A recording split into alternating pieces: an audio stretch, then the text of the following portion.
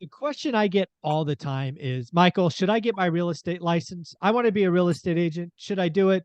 Should I get started today? So I brought on Omar Alfaro, my real estate entrepreneur, who is a real estate agent, real estate broker, real estate entrepreneur. And we are just going to talk about, hey, if we're a brand new agent, we just passed our test, what would we suggest doing in our first year? So Omar, welcome to the show. Happy New Year. Happy New Year, Michael. Thanks for having me. It's been an awesome ride with you, buddy. It's Yeah, I cool. appreciate it. We're going on year 3, I think. It's Nice. awesome. Well, you know what? Let's it's beginning of the year. Let's pretend we're at lunch or at dinner or whatever, maybe at your office. There's one, two, or three brand new agents, just, brand spanking new, just got their license, and they're coming to you, coming to us, and like, what should I do? What should I do? So, why don't we play a game of ping pong? You'll go, I'll go with things that we recommend. So, what would you tell that collection of folks first? Perfect. You just get your license, and you know what? You're not sure what to do. You're not even with a brokerage yet. I would say go find the biggest team, or someone that has lead gen, meaning that you don't have to go out and farm for leads, and you just get a 50%, commission split on those leads, maybe even 40%. They keep 60. What you want at bats. You want conversations. You want people to hang up on you. You want people to say, yes, come show me a house. Yes, you want people to invite you over to potentially list their home, because you're going to get more at bats with a team because they have the lead generation provided for you already.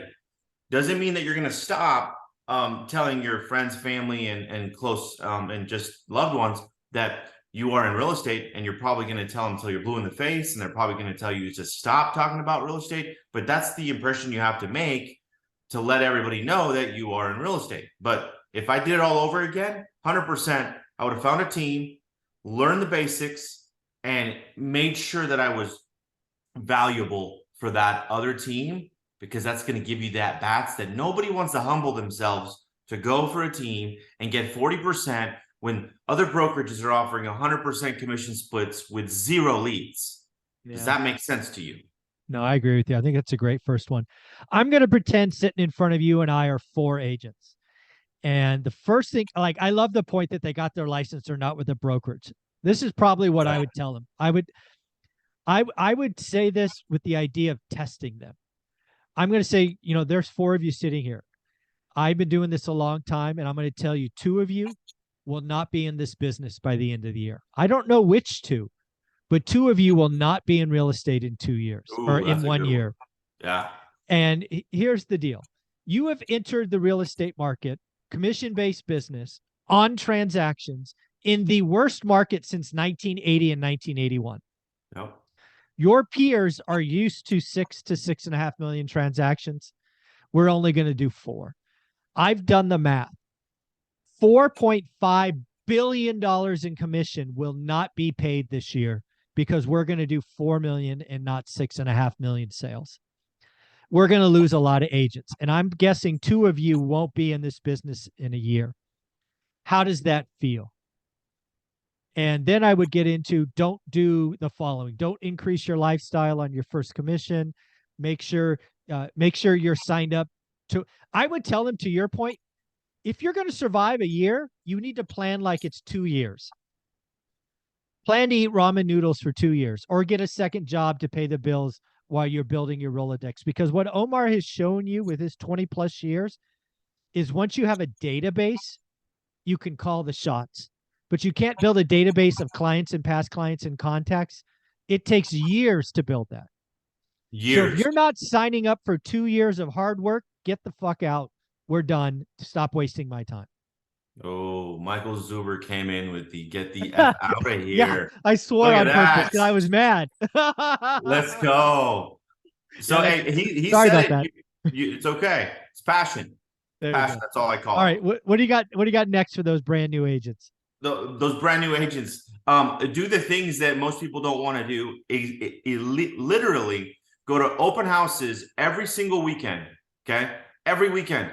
You don't deserve to have weekends off if you just started. Yeah. That's the thing. Like, even people that are in the business for 15, 20 years, I'll still work on a Saturday. I won't do any open houses, but I may, depending on the price point, right? Because you still got to level up your game. But if you're starting out, this is why you want to go to the team that has a listing based business. That means they carry a lot of listings. That means there's a lot of vacant houses for you literally to go do an open house at. Partner up with the lender and shoot, just hang out there for 3 or 4 hours, right? While you're still making phone calls while people are coming in. So now you're doing it like twice. So you're stacking, you're making the phone calls, plus you're at an open house when somebody comes in. Just this last weekend, literally one of my agents went to one of my open houses. He did it for 4 hours. He had 5 families came in, wrote an offer, and it's going to get accepted today. It's like from just a walk-in, and guess what that represented? $10,000 in 4 hours. But everyone is too cool for school and they don't want to work on the weekends. Yeah. So case in point, you're a new agent, pretend you are completely broke and you need to work on open houses every single weekend, plus pepper some in during the week. I'm telling you, it happens. Yeah, I actually want to go back to OG Graham Stephan, right? Graham Stephan, Yes. 3 point whatever million subs on YouTube now. When he got into real estate, it was a recession. It was the Great Recession. And he started leasing properties, right? He was basically a rental agent, and he would get 1 month's rent or whatever, right? That was the fee, I guess, back in the day. So again, do what others won't. The reason Graham Stephan got successful and his whole journey started is he was willing as a first-time agent to do what others wouldn't. Nobody wanted to lease properties. So he did, and he got paid, and he was out, and he built his Rolodex. And guess what happened? The market turned, and some of those clients he leased to bought homes. And if you're selling homes in Southern California, some of those commission checks are gargantuan.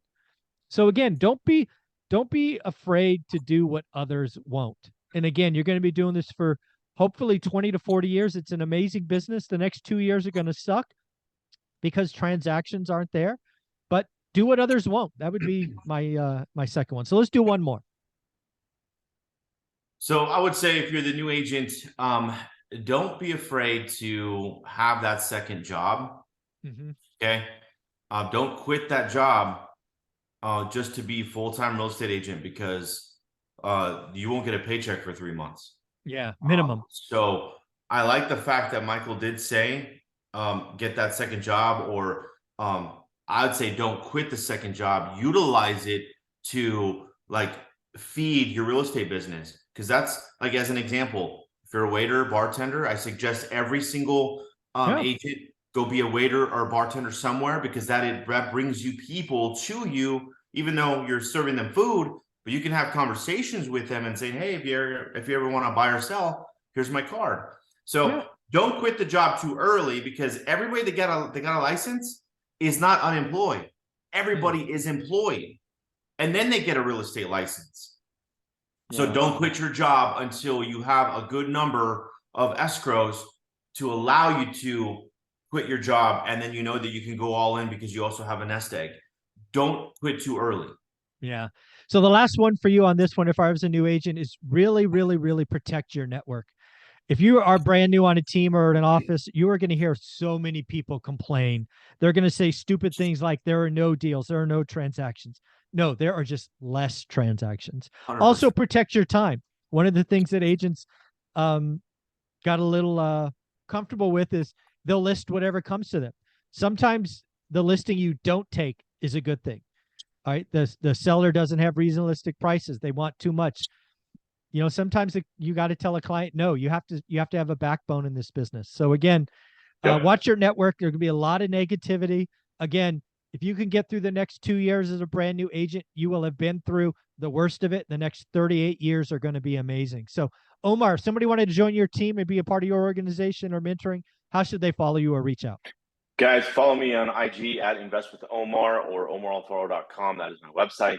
I look forward to connecting you guys there, or with you guys there. Thank you, buddy.